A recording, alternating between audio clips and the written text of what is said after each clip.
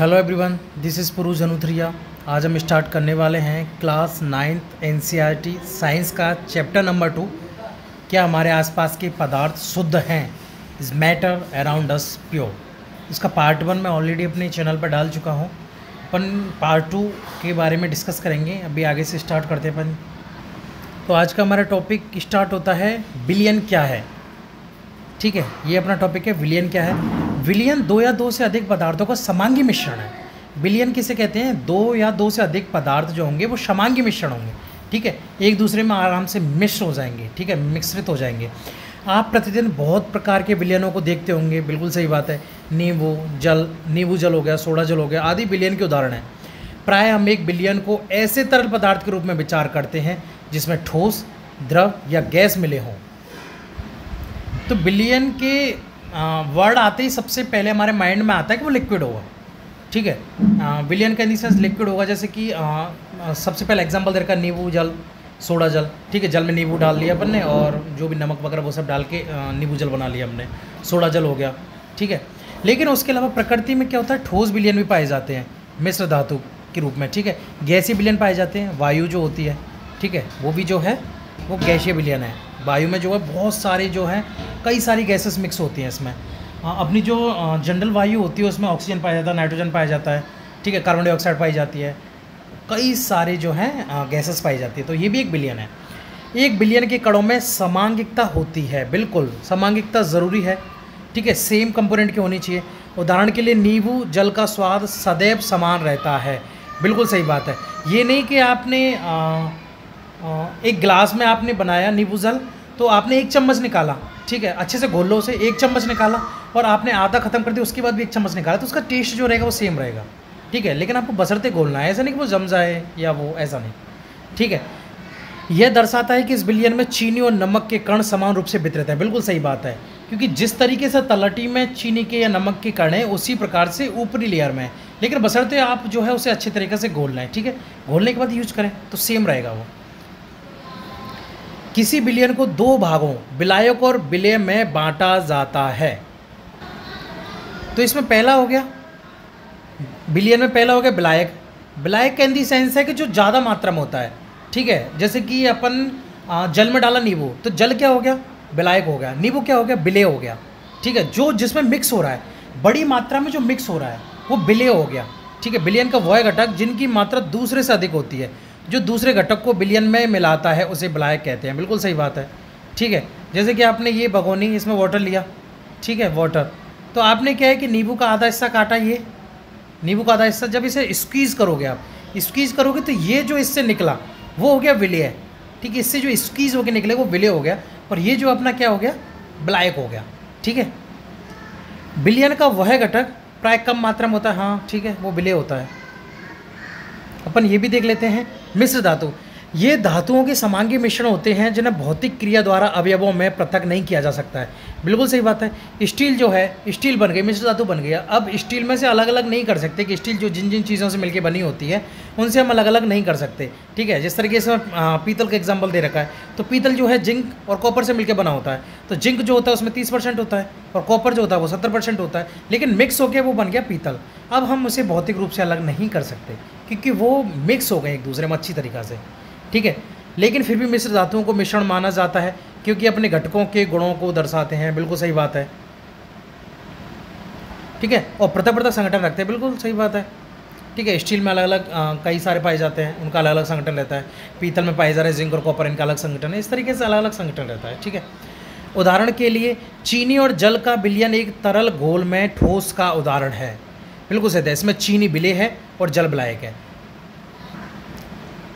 इसमें देखते हैं चीनी और जल का विलयन एक तरल घोल में ठोस का उदाहरण है। ठोस का उदाहरण का मतलब क्या है, जल जो है वो लिक्विड है। ठीक है, और चीनी के क्या पार्टिकल हैं, चीनी के ये पार्टिकल है, ठोस हो गया ये। ठीक है, तो इसमें विलायक है ये। आयोडीन और एल्कोहल का विलयन, जिसे टिंचर आयोडीन भी बोला जाता है। ठीक है, आयोडीन और एल्कोहल का जो विलयन होता है उसे टिंचर आयोडीन भी बोला जाता है। इसमें आयोडीन विलेय है और एल्कोहल विलायक है। एल्कोहल काफ़ी अच्छा विलायक होता है। ठीक है, वातयुक्त पेय जैसे सोडा जल, कोक इत्यादि तरल विलयन में गैस के रूप में होते हैं। ठीक है, जल जो होता है उसमें सोडा जल जो बनाने के लिए ठीक है, या फिर कोक वगैरह होगी, बहुत हाई प्रेशर पर CO2 वगैरह डाली जाती है। ठीक है, गैसेस डाली जाती है बहुत हाई प्रेशर पर। ठीक है, इनमें कार्बन डाइऑक्साइड गैस जो है वो विलय और जल विलायक होता है, क्योंकि बहुत हाई प्रेशर पर इनमें गैस डाली जाती है। जो सोडा होता है, कोक वगैरह, जो भी सॉफ्ट ड्रिंक्स वगैरह होती हैं। बायोगैस में गैस का विलयन है, यह मुख्यतः दो घटकों ऑक्सीजन और नाइट्रोजन से मिलकर बना होता है। मेन इसमें पाए जाते हैं ऑक्सीजन 21%, नाइट्रोजन 78% का समांगी मिश्रण है। बाकी का CO2 0.003%, ठीक है 0.003 या फिर 0.003 होता है आई थिंक, हाँ 0.03। नाइट्रोजन को वायु का विलायक कहा जाता है, बिल्कुल सही बात है। वायु में दूसरी गैसें बहुत कम मात्रा में उपलब्ध होती है, बहुत, क्योंकि 78% तो नाइट्रोजन हो गई, 21% वायु हो गई, मतलब ऑक्सीजन हो गई, तो बाकी की बची कितनी, बहुत थोड़ी थोड़ी बची हैं। CO2 बहुत कम मात्रा में, ऐसे भी बहुत सारी गैसेज हैं बहुत कम मात्रा में जो है वो बचती है। बाकी की मेन कंपोनेंट ये दोनों ही होते हैं। विलयन के गुण, विलयन एक समांगी मिश्रण है, बिल्कुल सही बात है। ठीक है, विलयन एक समांगी मिश्रण हो गया। समांगी मिश्रण के बारे में अपन ने डिस्कस कर लिया पहले। विलयन के कण व्यास में 1 नैनोमीटर 10⁻⁹ मीटर को 1 नैनोमीटर बोला जाता है, से भी छोटे होते हैं। ठीक है, इसलिए वे आँख से नहीं देखे जा सकते हैं, बिल्कुल सही बात है। चीनी आपने घोल दी तो आप आँख से नहीं देख सकते हो कि इसमें चीनी का है, हाँ, लेकिन अगर चीनी की क्रिस्टल होती तो आप उन्हें आसानी से देख सकते हो, क्योंकि काफ़ी बड़ा साइज होता है उनका। ठीक है, अपने छोटे आकार के कारण विलयन के कण गुजर रही प्रकाश की किरण को फैलाते नहीं हैं, इसलिए विलयन में प्रकाश का मार्ग दिखाई नहीं देता है, बिल्कुल सही बात है। क्योंकि एक्चुअली क्या है कि वो एक दूसरे में समा जाते हैं, ये समझ लो एक दूसरे में समा गए। अब एक दूसरे में समा गए तो प्रकाश की किरण जब निकलेगी तो वो फैलाएगी नहीं। ठीक है, ईजिली निकल जाएगी प्रकाश की किरण, क्योंकि मोटे पार्टिकल होंगे तो वो प्रकाश को विकिरणित करेंगे, लेकिन मोटे कण है ही नहीं, अब मोटे पार्टिकल नहीं है तो वो ईजिली निकल जाएगी। ठीक है, तो मार्ग हमें दिखाई नहीं देगा। छानने की विधि द्वारा विलय के कणों को विलयन में से पृथक नहीं किया जा सकता, बिल्कुल सही बात है भाई, विलयन में से विलय के कणों को अलग नहीं किया जा सकता है। विलयन को शांत छोड़ देने पर भी विलय के कण नीचे नहीं बैठते हैं। विलयन को आपने शांत छोड़ दिया फिर भी विलय के कण नीचे नहीं बैठेंगे। एक बार आपने चीनी घोल दी तो वो घुल गई, वो नीचे नहीं बैठेगी दोबारा से। आपने एक बार नमक घोल दिया तो घोल दे, वो फिर से नीचे नहीं बैठेगा, अर्थात विलयन जो होता है वो स्थायी होता है। अब विलयन की सांद्रता की बात की जाए, ठीक है, कंसंट्रेशन की, तो क्रियाकलाप 2.2 में हमने देखा कि समूह ए, ग्रुप ए और ग्रुप बी के पास एक ही पदार्थ के विभिन्न आभाओं के रंगों के विलयन है। मतलब कॉपर सल्फेट दिया था ना, एक क्रिस्टल दिया था और एक उसे चम्मच दिया था भर के। ठीक है, तो हम लोग जानते हैं कि विलयन में पृथक पृथक मात्रा में विलायक और विलय पदार्थ होते हैं। विलयन में मौजूद विलय पदार्थ की मात्रा के आधार पर इसे तनु का मतलब है बहुत कम मात्रा में इसमें विलय है, सांद्र काफ़ी अच्छी मात्रा में, और संतृप्त ऐसा होता है कि अब और उसमें घोला नहीं जा सकता, वो संतृप्त होता है। ठीक है, तनु और सांद्र तुलनात्मक शब्द हैं, बिल्कुल सही बात है भाई। एक्चुअली क्या है कि अगर हमने एक गिलास पानी में अगर हमने 1 चम्मच घोली और एक दूसरा गिलास लिया सेम अमाउंट का और उसमें क्या है हमने 2 चम्मच घोली, तो जो 2 चम्मच वाला वो ज़्यादा सांद्र है, कंपैरेटिवली बोला जाएगा। बाकी का सांद्र तो भाई 2 चम्मच में क्या होता है, चीनी 1 गिलास वाटर में कुछ नहीं होगा, कंपैरेटिवली सांद्र है। ठीक है, तो क्रियाकलाप 2.2 में ग्रुप ए द्वारा प्राप्त विलयन ग्रुप बी की तुलना में तनु है, बिल्कुल सही बात है, क्योंकि इसमें ग्रुप ए को एक ही क्रिस्टल मिला था, ग्रुप बी को 1 चम्मच भर के मिला था, तो ये काफ़ी ज़्यादा सांद्र हो गया। ठीक है, ग्रुप ए तनु हो गया, तनु का मतलब पतला। क्रियाकलाप 2 पृथक पृथक बीकरों में 50 ml जल लें, बिल्कुल लेना है। एक बीकर में नमक और दूसरे में चीनी अथवा बेरियम क्लोराइड मिलाकर अच्छी तरह मिला लें। ठीक है, एक बीकर में क्या करना है, आपको नमक लेना है और दूसरे में क्या करना है, आपको चीनी या फिर बेरियम क्लोराइड मिलाना है, और ठीक है अच्छी तरीके से घोल लेना है। जब विलय पदार्थ और अधिक ना घुले तब 5 डिग्री सेंटीग्रेड ताप बढ़ाने के लिए बीकर को गर्म करें। ठीक है, एक ऐसी स्टेज आ जाएगी जब वो नहीं घुलेगा, जब वो नहीं घुलेगा तो क्या होगा, उसकी संतृप्त अवस्था आ गई, तो 5 डिग्री सेंटीग्रेड उसका टेम्परेचर बढ़ा दीजिए बीकर का। ठीक है, नीचे बर्नर के थ्रू विलय पदार्थ को पुनः मिलाना शुरू कीजिए, तो ठीक है फिर से मिलना शुरू हो जाएगा धीरे धीरे, उतना तो नहीं होगा लेकिन थोड़ा बढ़ेगा मात्रा। क्या किसी दिए गए ताप पर चीनी, नमक अथवा बेरियम क्लोराइड की जल में घोली गई मात्राएं बराबर हैं? किसी निश्चित तापमान पर उतना ही विलय पदार्थ घुल सकता है जितनी की विलयन की क्षमता होती है, बिल्कुल सही बात है भाई, विलयन की जितनी क्षमता होगी उतना ही विलय घुल सकता है। ठीक है, ये उसकी संतृप्तता कहलाती है। ठीक है, सैचुरेटेड हो गया, मतलब अब उसे कोई चाह नहीं रही, एकदम पूरा सैचुरेटेड हो गया, पूरा संतृप्त हो गया मन से वो। ठीक है, दूसरे शब्दों में दिए गए निश्चित तापमान पर यदि विलयन में विलय पदार्थ नहीं घुलता है तो इसे संतृप्त विलयन कहते हैं। ठीक है, बिल्कुल, हाँ ये अपन ने डिस्कस कर ही लिया, विलय पदार्थ अगर नहीं घुल रहा है ठीक है तो वो संतृप्त विलयन हो गया। विलेय पदार्थ की वह मात्रा जो इस ताप पर संतृप्त विलयन में उपस्थित होती है उसकी घुलनशीलता कहलाती है। बिल्कुल सही बात है। किसी विलयन की घुलनशीलता या फिर किसी विलायक, मतलब विलयन हम पूरे उसमें लेते हैं, विलेय और विलायक को मिला के, ठीक है। तो उसकी जो घुलनशीलता है, मतलब जितना उसमें विलायक में विलेय घोला जा सकता है, जितना भी मैक्सिमम घोला जा सकता है, तो वो उसकी सैचुरेटेड स्टेट आ जाती है कि उसके बाद जो है अब वो नहीं घोला जा सकता, उसमें कोई भी विलेय की मात्रा 1% जो है उसमें नहीं घोला जा सकता। तो उसकी जो विलयन जो होता है वो उसकी घुलनशीलता कहलाती है कि इस विलयन की इस पर्टिकुलर पदार्थ के लिए इतनी घुलनशीलता है। यदि एक विलयन में विलेय पदार्थ की मात्रा संतृप्तता से कम है तो इसे असंतृप्त विलयन कहा जाता है। जैसे कि मैं बोलूँ कि एक गिलास अपन ने पानी लिया, ठीक है, एक गिलास अपन ने पानी ले लिया, ये पूरा भर रहा है, हमने इसमें 1 चम्मच चीनी डाली, ठीक है, 1 चम्मच चीनी डाली, फिर अपन ने क्या किया, दूसरी चम्मच भी डाली, फिर 3 डाली, 4 डाली, 5 डाली, 6, 7, 8, ऐसे करते करते अपन ने 10 डाल दी, ठीक है। तो 10 डालने के बाद क्या होगा कि अब इस गिलास में चीनी घुलना संभव नहीं हो पा रहा है, अब उससे ज़्यादा चीनी उसमें नहीं घोली जा सकती है। तो इस विलयन की क्या घुलनशीलता हो गई, कितनी है कि 10 चम्मच जो है वो चीनी होल्ड कर सकता है, ठीक है, इतनी इसकी घुलनशीलता होगी। संतृप्तता कितनी है, 10 चम्मच की, कि अब इसकी संतृप्त स्टेज आ गई, उसके बाद जो है अब ये चीनी को नहीं घोल सकता है, ठीक है। लेकिन अगर हम 10 की जगह 9 ही चम्मच इसमें मिलाएं तो क्या होगा, ये संतृप्त से एक कम स्टेज रह गई, या फिर 8 मिलाएं तो और कम रहेगी, 7 मिलाएं और कम रहेगी। तो इसका मतलब है कि वो संतृप्त नहीं हो पाया, तो वो असंतृप्त है, ठीक है।